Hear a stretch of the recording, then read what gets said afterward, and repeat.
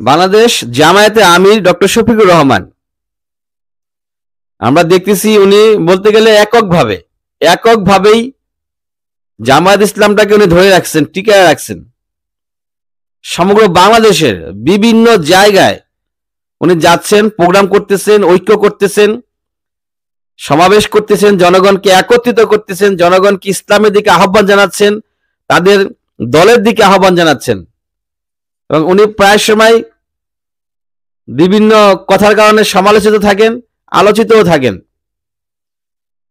ওনার কথাগুলো বোঝার মতো ক্ষমতা আসলে আমাদের নাই। এরকমটা একজন আমাকে বলেছিল যে আমি ওনার কিছু কথার সমালোচনা করেছিলাম, তা সেজন্য আমাকে বলছে যে ওনার কথা বলার মতো, কথা বোঝার মতো অ্যাবিলিটি আমার নাই। হইতে পারে যে উনি গভীর জলের মাছ, এত গভীরে গিয়ে কথা ধরার ক্ষমতা আমার নাও থাকতে পারে।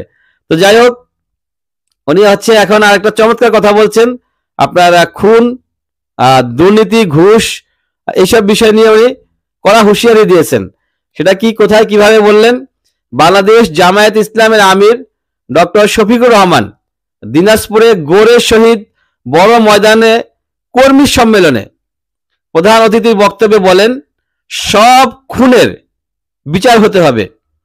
যদি খুনের বিচার না হয় তাহলে খুনের সংস্কৃতি বন্ধ হবে না। চাঁদাবাজের বিচার না হলে চাঁদাবাজের সংস্কৃতি বন্ধ হবে না। ঘুষের বিচার না হলে ঘুষের সংস্কৃতি বন্ধ হবে না। এভাবে যত ধরনের অন্যায় আছে, প্রত্যেকটা অন্যায়ের যদি বিচার না হয় তাহলে তার সংস্কৃতিও বন্ধ হবে না। মানুষ অন্যায় করবে, অপরাধ করবে, কারণ জানে, মানুষ তখন বুঝে ফেলবে যে আমি যতই অপরাধ করি, অন্যায় করি, যা মন চায় তাই করি, বিচার তো আর আমার হবে না, তাহলে অপরাধ করতে সমস্যা কোথায়? জামায়াতের আমি কথাটা স্পষ্ট ভাবে বুঝাইয়া দিচ্ছেন জনগণকে, এবং এটাই সহি, এটাই সত্য, এটাই কারেক্ট। বিচার না হলে অপরাধ দমন হবে না। পাশাপাশি তিনি আরো একটা কথা বলছেন, সেটা হচ্ছে সবচেয়ে গুরুত্বপূর্ণ কথা। এই কথাটা আমরা অনেকেই বুঝি না, মানি না, মানার চেষ্টাও করি না। সেটা হচ্ছে কি, যে বিচার করতে গিয়ে অবিচার হোক তাও চাই না। আমরা এখন এটাই দেখি, বিচার হয়, অনেক জায়গায় বিচার হয়, কিন্তু সে বিচার করতে গিয়ে বিচারের চাইতে অবিচারটাই বেশি হয়। আর এটা ডক্টর শফিকুর রহমান এটা জাতিকে জানাইয়া দিচ্ছেন, এই ধরনের কাজ যেন না হয়।